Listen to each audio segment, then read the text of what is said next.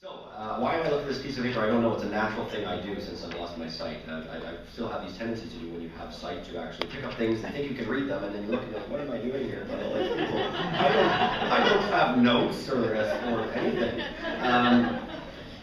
Because it's very medical heavy, this is a time in the afternoon where we start actually getting a chance to meet those who have been affected, and so I'm able to share a bit about my story. I'm going to make it really quick. This is going to be the Cole's Notes version of my story. Before I bring up an awesome panel of folks who are going to come up, share their story, and I'm going to people to ask some really tough questions too. And it won't be that tough. So about myself, as Gavin said, as the video said, I was affected by LHON when I was 17 years old. And happened just out of the blue. I had there's no signal. I didn't get the memo, I can tell you that. And it just happened, and it was something that became a really tough time for our family. The older I get, the more I put myself in my mother's shoes at the time and think of how difficult it was for her. But I can tell you this to any of the mothers and fathers here, as a family, I can guarantee you, you will get through this transition in your life. And not only do you have your family, but now you have the bigger LHON family too. So lean on everyone and anyone.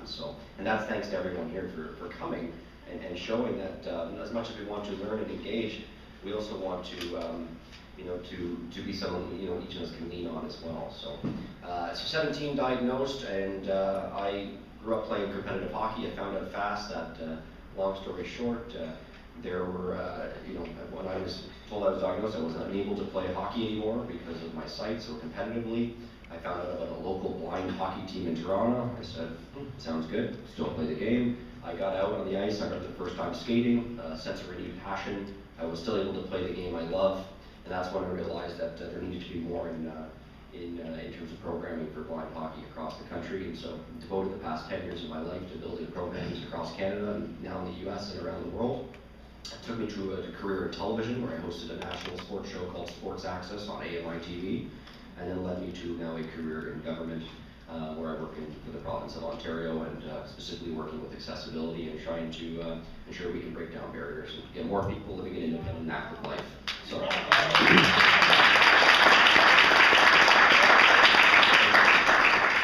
And that's just the stuff you see in the biography. What people don't actually see are all the times we get told in our life that after you get faced with a life-altering condition that you receive a lot of folks that are either be critics or doubters, and we deal with this often.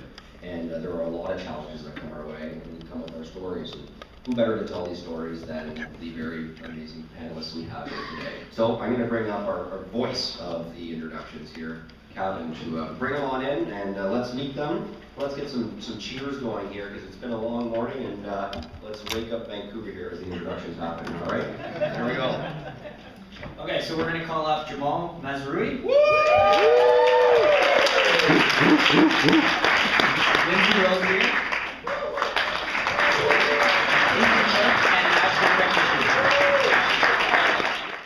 All right, so what we thought we would do is we take a chance here to go through each and every one of our stories, introduce ourselves. Who are you? Where are you from?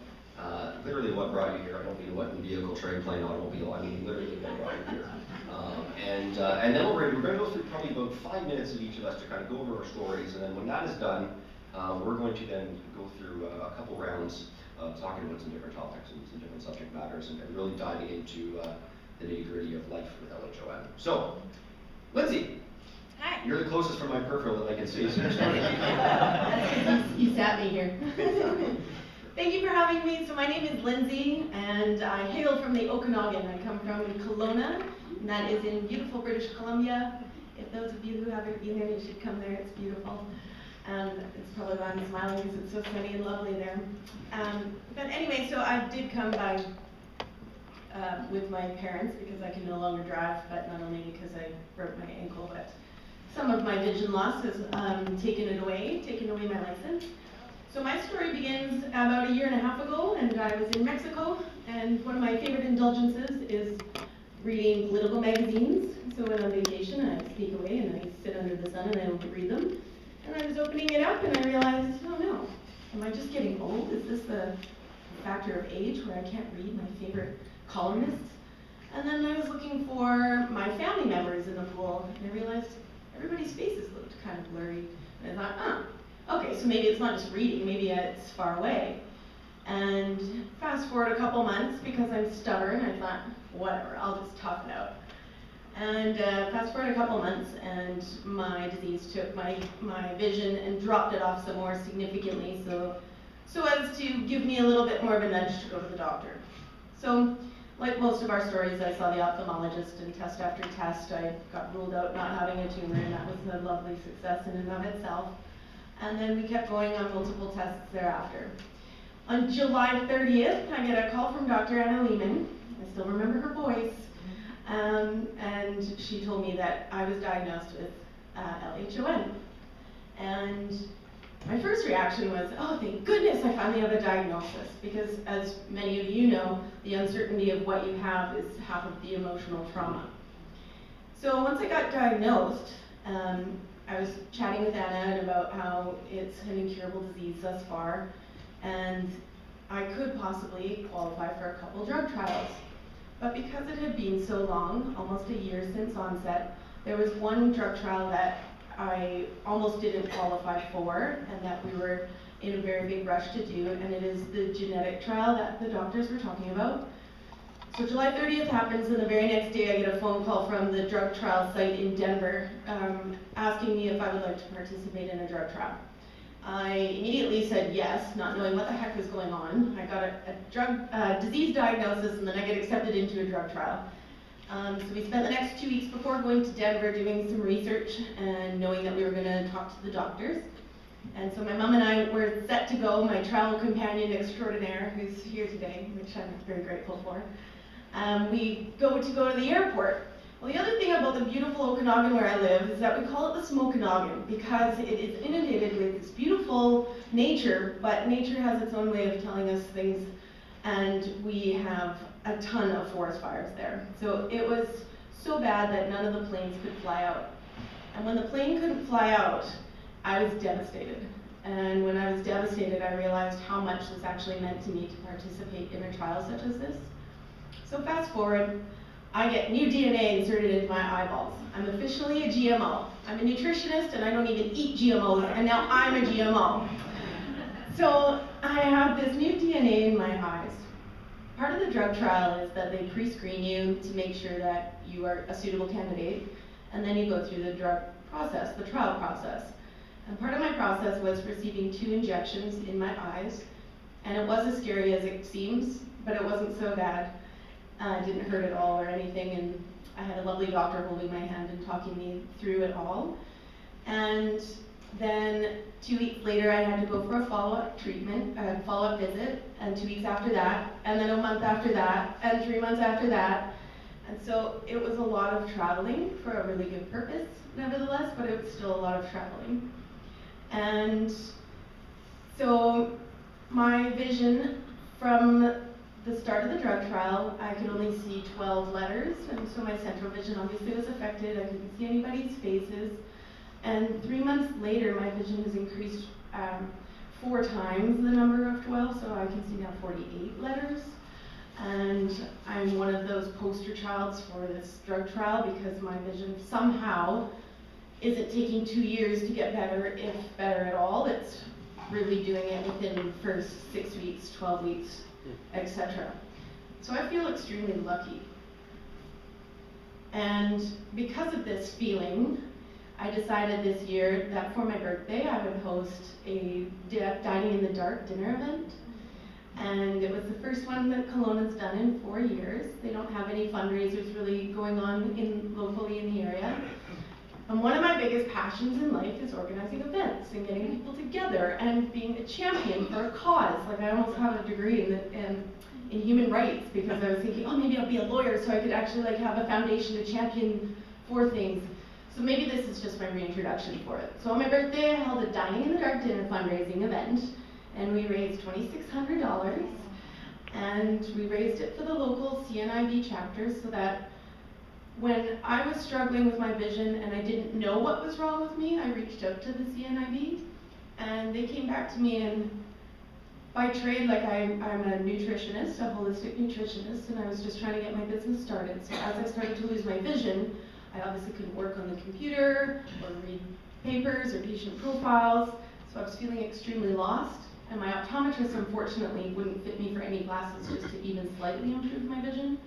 And so when I went to the CNIB, they had a solution for me. There were these, oh, what is that guy off of the Trailer Park Boys, Bubbles? There were these glasses that were super thick and super sexy.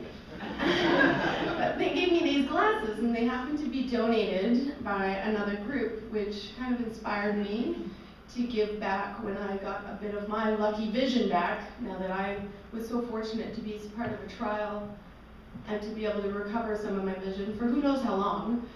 And so I decided to give back. So we raised the money, and the money is going to the community and community members that require magnifiers on a bigger level that can't afford them. There's things called daisy players. So we've crossed now 6 people off of the list in Kelowna to help them better improve and get on with their lives.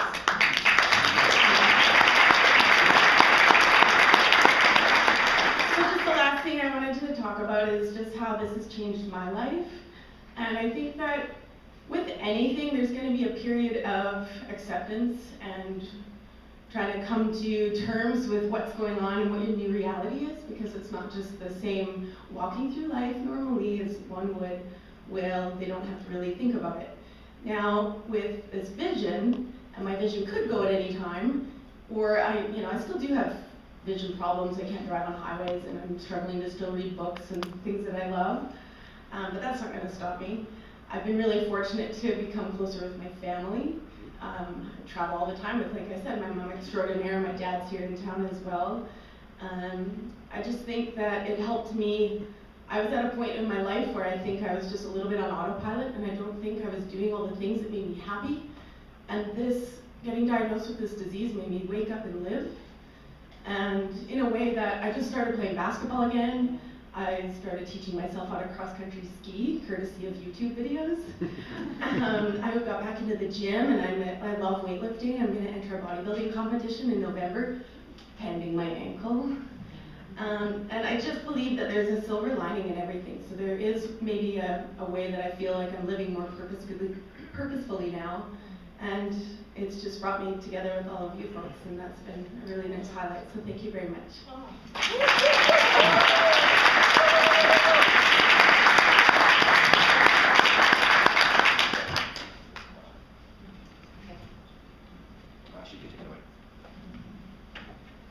My name is Ashley Trinkershoe, and I'm from Vancouver, Washington. I came up here with my mom and my aunt.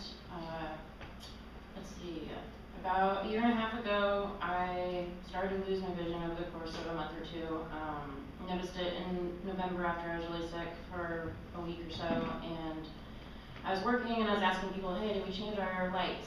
And they're like, no, our lights are fine. I'm like, well, is my computer screen going out? Can you look at my computer screen? And so someone looked at me, no, your screen's just fine. And at this point, I'm blowing up my Excel spreadsheets to like 400%, and my boss is trying to show me stuff on the computer, and I'm like, can you just send this to me? I can't see it. So I work in an agricultural type position and lab work, and so winter is a slow period. So I took most of the end of December off. And I didn't do much driving. I went snowshoeing with friends, and it's the holidays, you're home a lot with family. And on January 3rd, I went to drive to work, and I live about 15, 20 minutes from my job. So I just bought a house outside town. And I get on the freeway, and I can't see the speedometer in front of me, and I can't see the car in front of me. So I pulled over, and I'm like, okay, well, you're on the freeway, so you have to either keep going or find a spot to turn around. So I got back on the road, went a little farther, and about 10 minutes later, I pulled over one more time, and I was like, oh, shoot. So made it as far as the exit and pulled off at Fred Meyer, and I called my mom, and I was like, I can't see. And she's like, what do you mean you can't see? I'm like, I can't see, I can't see the car in front of me, And I just figured, my vision changed, first year insurance re-ups, I'll go get my eyes checked out. So she's like, you need to go call the eye doctor, and so they're like, we can get you in right away. So she picked me up, and we went there, and they did 2 hours of testing, everything you could imagine. And at the end of it, the doctor was like, well, I he's like, you definitely, there's a vision problem. I'm like, so this isn't all in my head, like I'm not imagining things? And he's like, no. He's like, well, it is all in your head. But he's like, but no, you're not imagining things. He's like, basically you need like Coke bottles just to see. So they referred me to a neuro-ophthalmologist in Seattle. And my mom took me, so then through January, my mom would take me occasionally like to do work for like 4 hours, 5 hours, that's the most I could do. And then by the end of that, I couldn't see my computer screen anymore. And so at that point, I realized I can't work anymore and had to go on disability. So towards middle of January, we went up to Swedish in Seattle and saw a neuro-ophthalmologist, and so they're going to run blood work for genetic testing, and they're going to look for MS. And my mom's brother was diagnosed with Leber's 4 years or so ago, and so they had that to go off with, kind of, but they were going to go with both. And so we went ahead with that, and they did the MRI, and that came back good. And on March 3rd, I got the call saying, yes, it's confirmed, you have mutation 3460, and I was like, wow. I was like, just kind of didn't know what to think. Because you want to know what it is, but at the same time you're hoping it's not that, but if it's not that, it's something else. So that was really hard. And so we instantly started getting in touch with Department of the Blind and Social Security and all the things. And I was kind of just going through the motions of getting it done, getting it filled out. And Department of the Blind in Yakima evaluated me and then started helping me with computer training, and they got me a laptop with Zoom Text and JAWS. I'm almost done with my computer training now, and with the idea that I could return to work. And so a neuro-ophthalmologist released me, wrote a letter to my employer and said, with according to the ADA, with these accommodations, I release her to return to work. And my HR and boss said, these aren't reasonable, we can't do this. So I got hold of the CEO, and he's like, well, we'd be happy to have you back once you're cured. So I'm like, great. So I'm still on personal leave of absence from there, still trying to figure it out. But in the meantime, I've just continued living my life best I can, doing all the things. At Swedish, my neuro-ophthalmologist recommended me for a study in California, so April was a year in the study, the LHON study. So that's been a lot of traveling with my mom. We've gone down, I think, 5 times in a year. But, you are contributing to a bigger thing, and so that's awesome. And I think that's about it.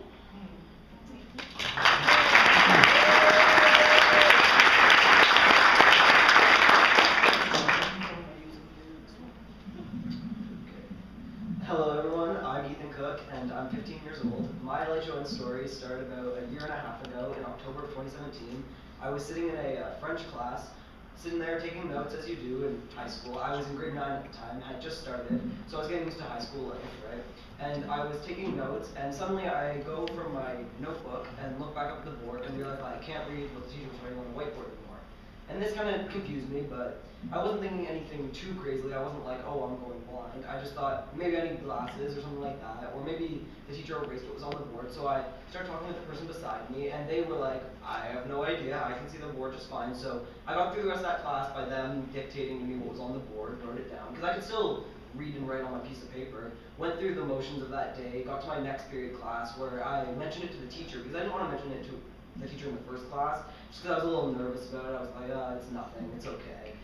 By the time I mentioned it to the second teacher, they were like, oh, you for sure just have a migraine, and that's why you're losing your vision? And I'm like, I don't think so. My head doesn't hurt. Like, I feel okay, but the eyes aren't just aren't working very well. So they start looking in my eyes and stuff like that, and I end up getting through that class because it was drama, so I don't really need to read anything. So I was okay. I get into my third period class, I'm like, okay, I cannot stay here at school anymore. I can no longer read the piece of paper that's sitting in front of me. Like, I'm having issues even doing my work. So I text my mom without even telling that teacher, because I didn't really like her, to be honest. But I texted my mom and told her that she should come pick me up from school, and she kind of starts freaking out a little bit because I was like, I can't see so well, can you pick me up? She takes me home. I spent a few days at home because I didn't know what to do. I just wanted to relax, see if it would come back maybe in the morning or within a couple days. And by the second day of staying at home, my mom said that she had enough. Like, she had tried to book an appointment with the local optometrist, and they were saying that they wouldn't see me for months because if there's no pain, you're doing all right. And I'm like, I can't take any more time off school. This isn't okay. So we go to the local hospital, and that ended up being an interesting appointment. They basically asked me if I did any hardcore drugs like cocaine or crack, and I'm like, I'm 14, I don't really partake in any of that, but you know. And they were like, okay, we'll get a hold of the local children's hospital in Ottawa, and they asked if I could go there for 5 o'clock. My mom wasn't home. I was with my grandma who didn't drive, so we were like, can tomorrow work? Ended up going the next day, sat there in the ophthalmologist room for 6 hours. Had a bunch of different residents look at me, sat there with the glasses where they're like 1 or 2, 1 or 2, and I'm like, none of these are really changing anything, but I think I'm gonna get better. So then I had to deal with months of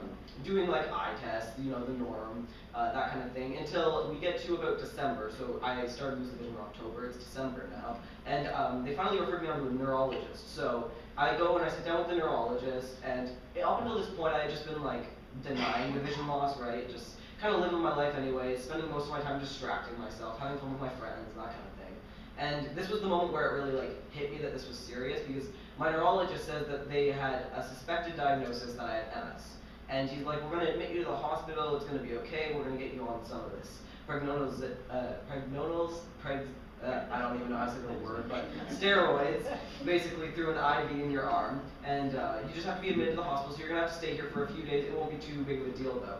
That couple day stay turned into like 23, 24 day stay, where they run me through the ringer of all sorts of tests. The steroids stayed the whole time, and they also introduced this IVIG, autoimmune treatment through an IV as well. They ended up doing a spinal tap, a bunch of MRIs, a bunch of other tests. I had to sit through appointments all day, and then it ended up getting to the point where they wanted to try this plasmapheresis treatment, which was where they put a line in my neck that had 2 tubes coming out of it. They were quite long and came up to about here, and I had to tie it to my head with gauze. So I looked like quite the interesting patient, being wheelchaired through the hospital because the steroids had caused me to no longer be able to walk or have any energy. So I basically just lived in like a haze for a couple of weeks.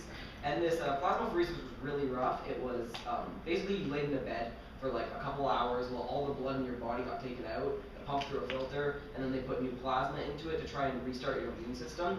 I felt like it was doing something the first day and was like, oh, I can see things, it looks brighter, like this is gonna fix it. But I really think it was just a placebo effect, like me hoping for the best. But after that treatment was over, they had tried to get me to do 2 more doses, and my mom reluctantly agreed to it because she didn't think that it was a good idea, but the doctors convinced her to. They went very poorly, and the machine had issues, and that was like, we had just decided that we were done, and they ended up getting us out of the hospital a couple days later, and that was really an eye-opening experience for me, being in the hospital, because I had a lot of time to reflect and do nothing with myself. Like, couldn't really put my brain to work on anything. So I sat there and reflected on what my life was like, and really figured out that I wasn't happy with what I was doing in life. Like, I was being the stereotypical stupid teenager, hanging out with my friends, really doing nothing, skipping homework, stuff like that. Like, just being a dum-dum, in a sense, right?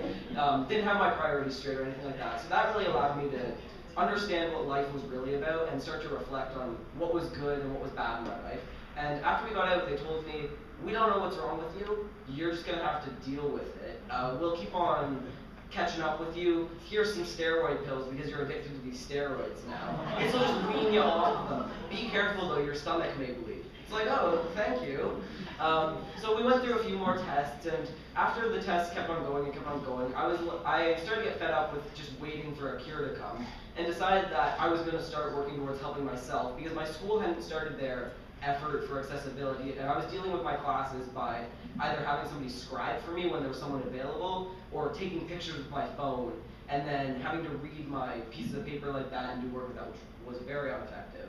So I started this GoFundMe campaign and raised about $18,000 to buy myself accessible technologies, and that was a wonderful experience.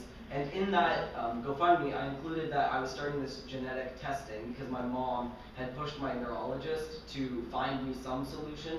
Like, she didn't want a cure per se, but she just wanted an answer. We didn't want to live in this hazy limbo state where they just wouldn't tell me what was going on. So she pushed for something to get done. They passed us on to a geneticist. After that, I included that in my GoFundMe campaign, and Kevin had seen the GoFundMe and reached out to us and was like, you gotta come to this LHON Canada event that we're holding in Ottawa in September. And we're like, we haven't been diagnosed yet. We don't even know if we have this. I don't want to waste a couple of days going out and like hanging out at this event and learning all about LHON just to be disappointed that I don't even have it. And we went through that,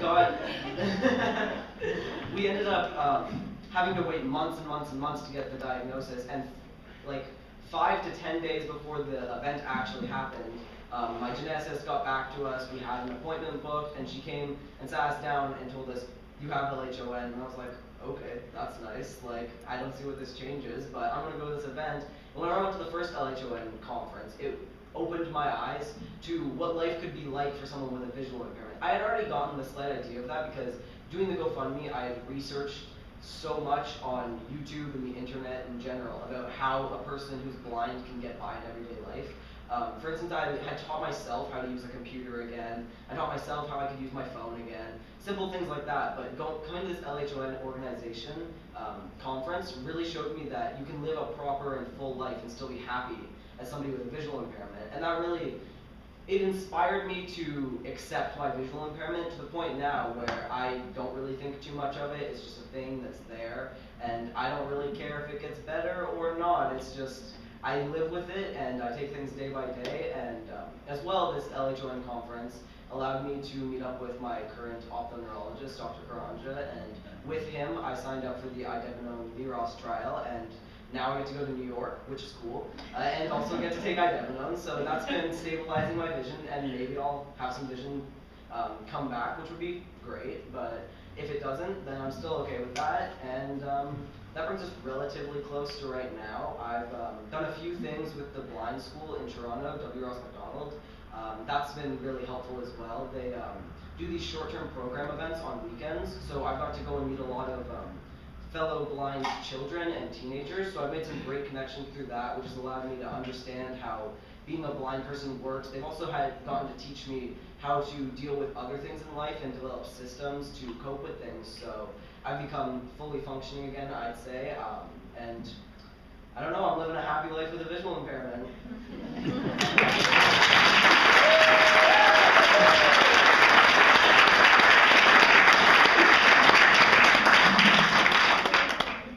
Hi, my name is Jamal Mazrui. I think I probably am the person who's been affected the longest here, about 40 years. Lost my sight when I was 16, I'm now 55. So when it first happened, we realized right away because it had actually struck my youngest brother in terms of being symptomatic about a year before me. So it took a while for them to figure out what was going on with him, but then when I started coming down with the same symptoms, it was pretty clear. Much later, it also developed in another one of my brothers.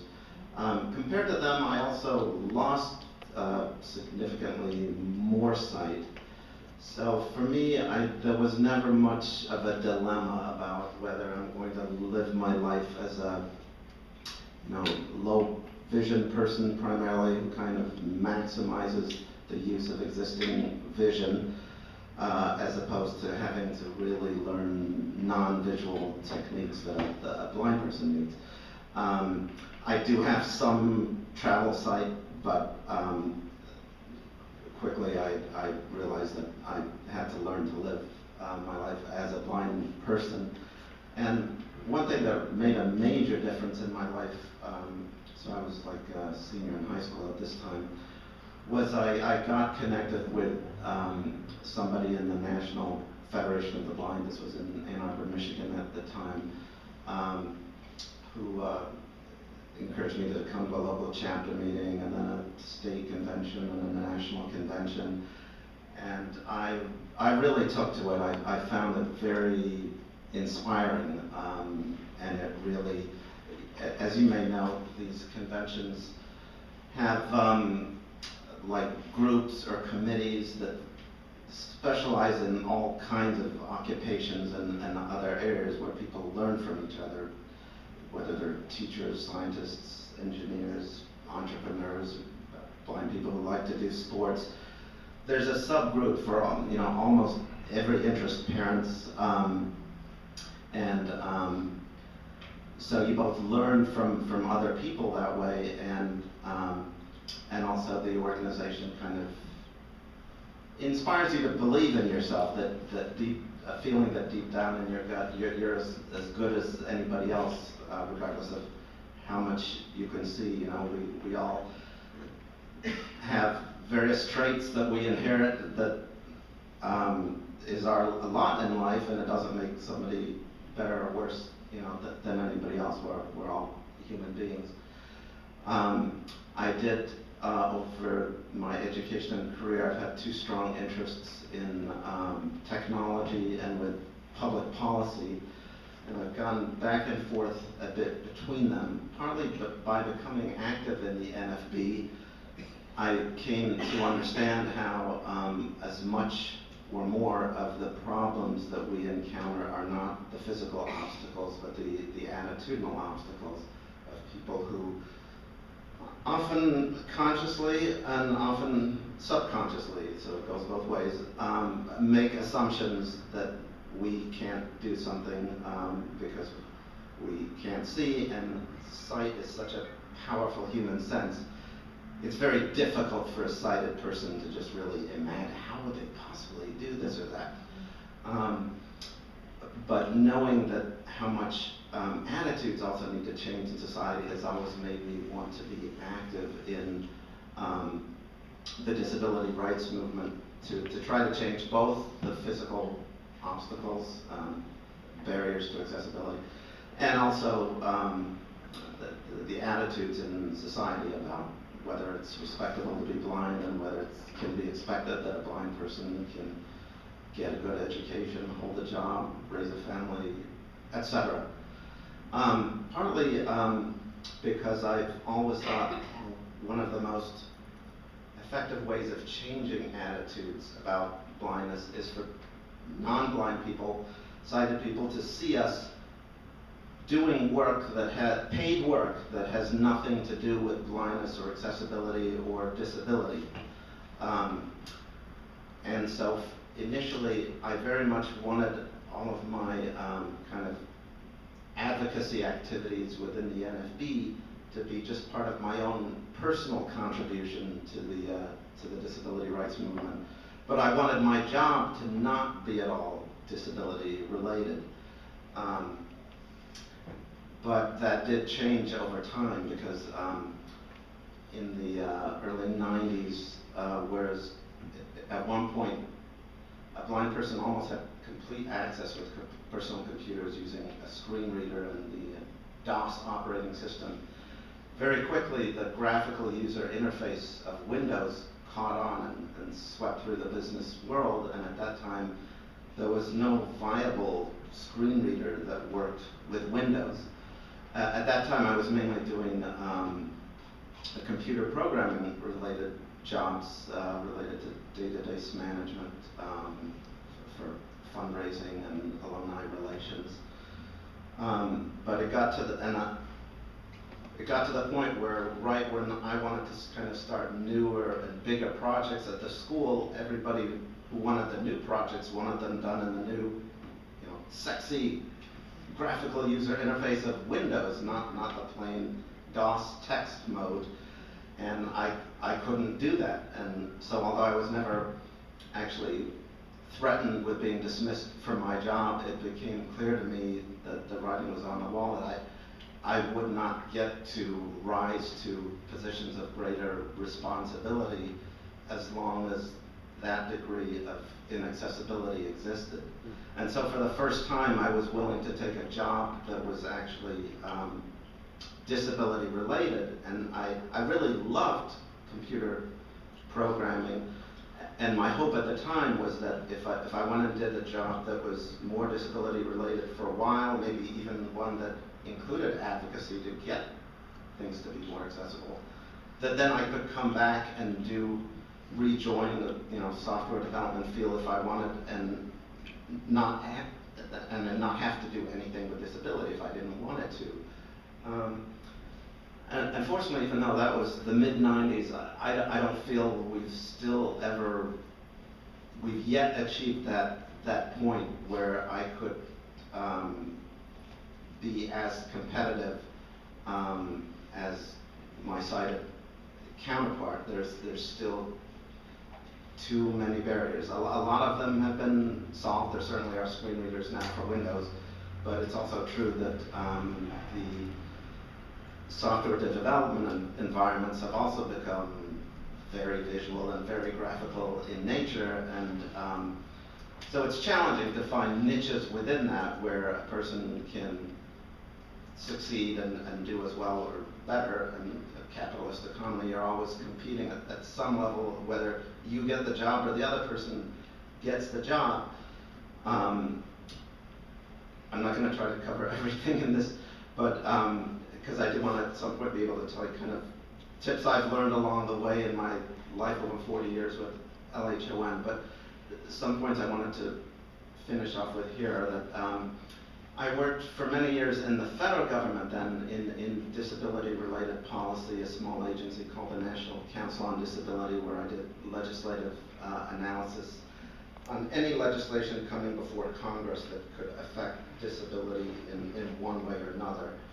And then I worked at the Federal Communications Commission in Washington, D.C., and sometimes I did do programming jobs that were non-disability related, but what often would happen is when I would then get a non-disability related assignment, it would be at a lower level of capability than I was really capable of. So then that kind of became this trade-off between, do I want to do stuff that's commensurate with my education? I got a degree in operations research, so like applied math at college, and then public policy analysis and management at graduate school. Do I want to do jobs that really take advantage of that, even if they're disability related, or something that's kind of much lesser in terms of my education and skill capacity that's non-disability related?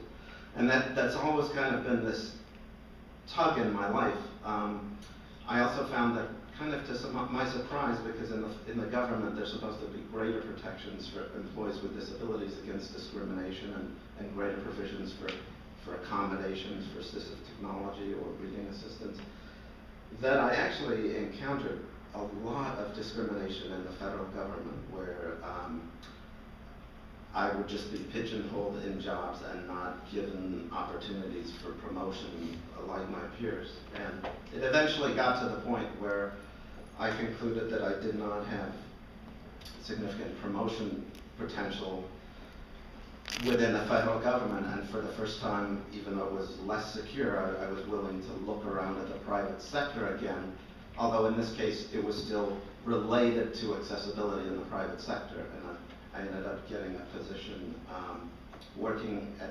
Amazon in Seattle. I work in the Kindle department, and I specialize in quality assurance related to accessibility, but what's really cool about it is I can work across all kinds of computing devices, mobile, Android, iOS, desktop, Windows, web. We have apps on all of those platforms, and then we also have, and needless to say, I'm speaking for myself and not for the company, but just telling you about my experience.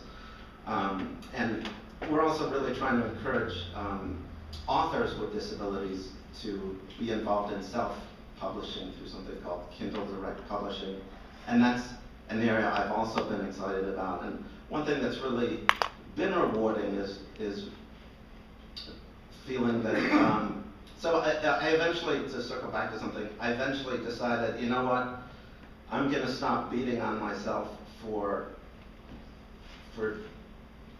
not getting back to so-called mainstream jobs that have nothing to with disability, and accept that maybe a difference that I can make in this generation of people with disabilities because of all the knowledge that I've been able to acquire over the years in technology and accessibility and how to make things better, that maybe I can just really apply myself in those areas and be proud of it and really make a difference for others. So that's what I'm trying to do, and along the way I did get married, and I had always wanted to be a father, and I now live with my wife and 12-year-old daughter in Seattle. So I would say that overall things have turned out pretty well, and I want you to believe that even if you have to live your life as a blind person, you can live a happy and fulfilled life. Thanks.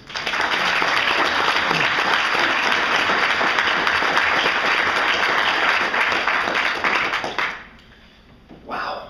Okay. I don't know where to begin. First and foremost, thank you. It is not easy sharing your story at any point. It's especially not easy for somebody with how recent the diagnosis has been. So it's very commendable, and I think another round of applause for the panelists.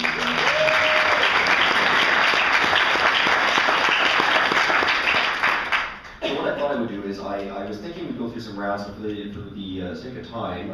Kevin, where are we at? We've got to give you 15 minutes. Oh, okay, thank you. I was literally looking over there for you. I was like, where are we at? All right. Perfect. So here's what I'm thinking. I want to be able to ask a number of different questions, but what I thought I'd do, instead of us going through rounds, I'm going to bring my TV career hat back here, and I'm going to ask specific questions to each of you based on the stories you've told, if that makes sense. Okay.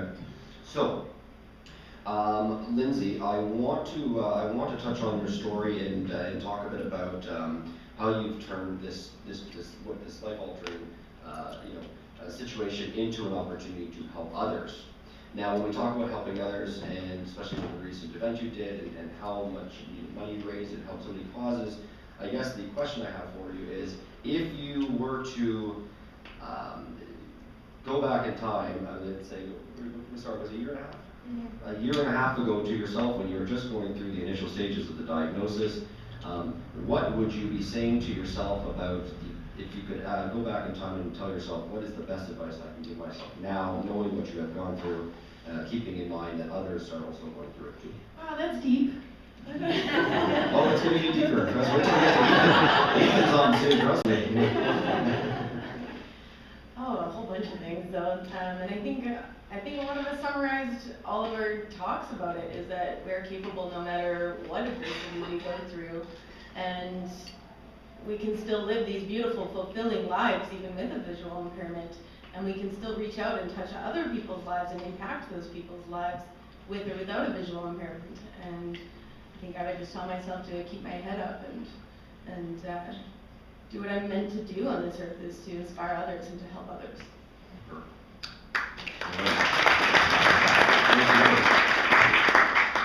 And Ashley, I know that for yourself, very similar. It's only been a year and a half as well, so it's all very short term. So for you, my question is, if you could share with someone else now one of the biggest things you've learned about yourself through this experience for the past year and a half, what would you share with folks? What you've learned about Ashley? I guess I'd say I've learned a lot more self-confidence, because people around you definitely look at you differently at times, and don't think you can do something that you can do. Turns out you surprise them, and No, that's good.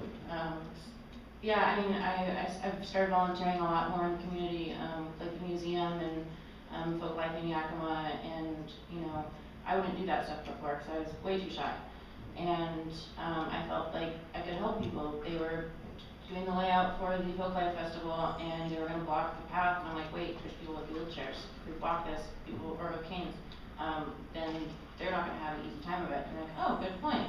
No one else thought of it. So I think just the confidence and being able to help other people out. Awesome.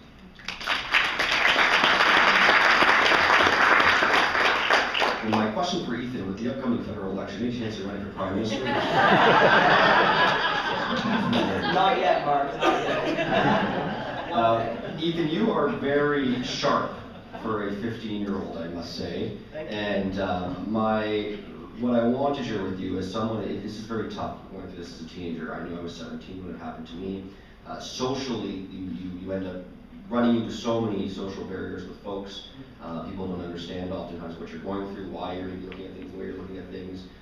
You have loads of confidence, but my question is, what were some of the challenges you faced with friends and peers? How did you get through that, and what advice do you have for other people who are young as well to do the same?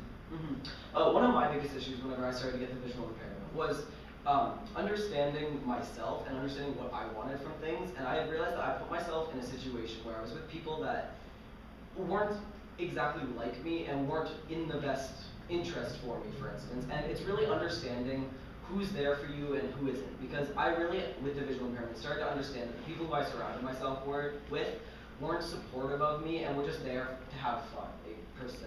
Like, they more cared about hanging out after school and going to parties and doing things that I didn't care about, to be honest. And once I got past that hurdle of understanding that you didn't need to stick with the same group of friends that you had been with for a period of time, and I'm not saying that you have to ditch your friends if you get a visual impairment, right? But you have to understand that, like, surrounding yourself with negative people and surrounding yourself with like this negative emotion and stressing yourself out for no reason isn't good for you. And once you can detach yourself from like the social pressures of being in high school and feeling the need to be popular, it really assisted me in that sense. And one of the biggest things for me was understanding when the moment to get out was, because I was in a very small high school that didn't have a lot of selection of friends, and I had already made this impression on everyone in my high school of who I was, and it was really difficult for them to understand that I was changing as a person and understand that they almost had to like change their outlook of me, because they still like all cared about the same things and thought that I was the same person that I was 2 years ago, which I really am not, because having this vision loss has really changed me as a person. So once I understood that I didn't have to be stuck with these same people, I decided that I was going to change schools, and that has honestly been one of the greatest decisions of my life so far. I got out of the school that I was in, and am now in a great, happy environment where everything's much more accepting, and the social pressure of staying the same person that I was previously is no longer there. I get to pave this new path as 2019 Ethan rather than 2016, 2017 Ethan. Which, understanding that and understanding who was there for me and who wasn't, that's probably the biggest issue. But once you get over that hurdle, it makes your life so much better.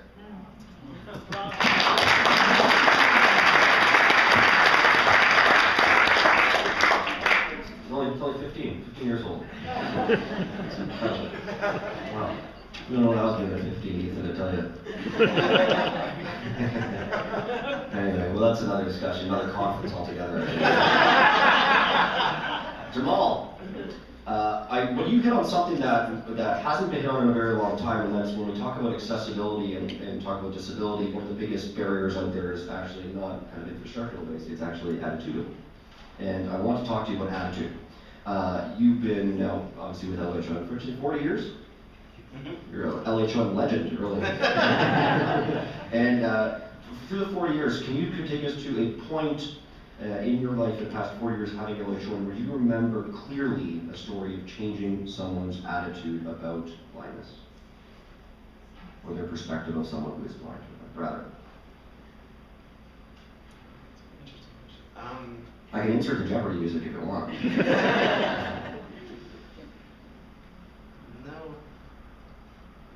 Nothing. Instance really No comes to my instance mind. really. Just Well, then why don't we more continue talking about attitude then? Maybe dive in a little bit more behind that, because I think that it's really something that we don't talk about often. Maybe you can just elaborate a little bit more on the attitudinal changes, whether it's politically or it's just socially.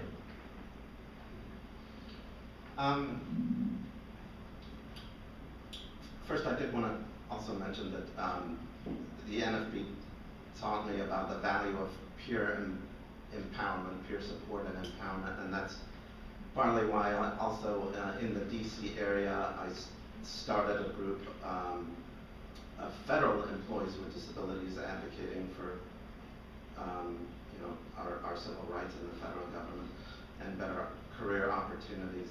And also on a social and professional networking level, I started a group there. Anybody's welcome, but it was primarily people who were blind or low vision who would meet every couple of weeks after work one day and just hang out. And then I started a similar group after moving to Seattle, called Seattle Night Out, or C Night for short. And so if you're ever in the Seattle area, it's every other Monday night.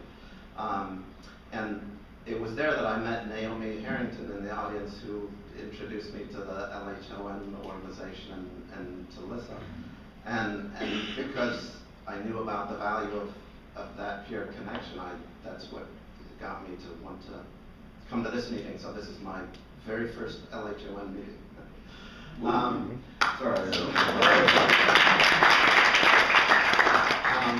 Yeah, so attitudes, I think they have been improving over time.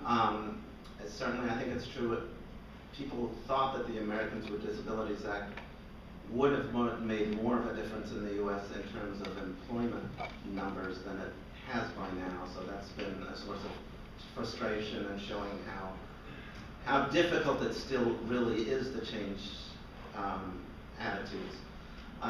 But interestingly enough, my experience at Amazon, I mentioned kind of the problems in the federal government. So you would kind of almost think in this very competitive high-tech sector that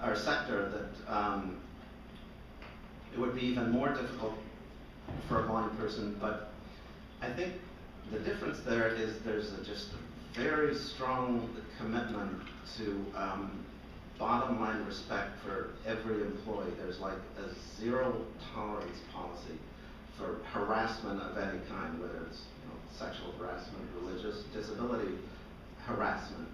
And it's made me think that maybe that's a model to go to, that the solution actually isn't so much in whether there's a piece of legislation that says it's illegal to discriminate, although I certainly want those to be in place as well as backups. But the trouble with pursuing your civil rights, even when you've been discriminated against, is it then puts you in this position, a confrontational posture with the other party,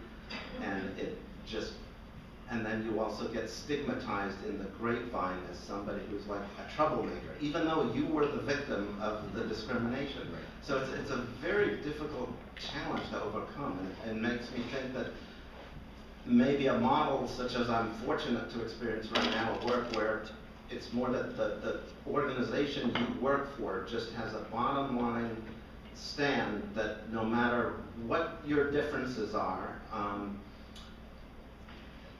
between employees on the job, every employee is respected. What counts is what you do for your company. The company wants to give you everything you need to do to succeed, and then you're judged on the merits of what you accomplish. I think maybe that's probably something worth pursuing. That's great. Perfect.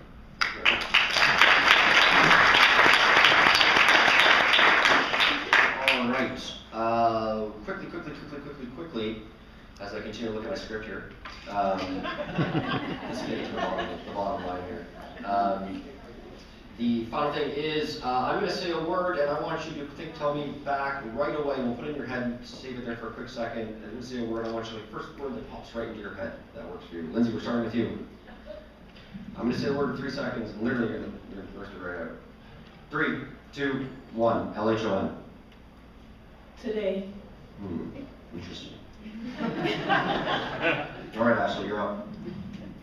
3, 2, 1. LHON. Community. All right, Ethan, it's a tough one. Ready? Yes. 3, 2, 1. LHON. Family. Oh, this is going way better than I thought. I made this up like 30 seconds ago, too. This is great. It's really taking us somewhere. All right, Jamal, you ready? 3, 2, 1. LHON. The randomness of genes. Hey, one word, buddy. 3, 2, 1. LHON. Random. Ladies and gentlemen, today, community, family, random. Thank you, family, ladies and gentlemen. Great job. And I can tell you, it's actually all come together. Today, community, family, it's it's all random, and it is very beautiful. Thank you to all the panelists very, very much. We really appreciate it. Lindsay, two things. One, I want those sexy glasses somewhere, and two, I will not forget to get you your coat. Thank you. Thank you, everyone.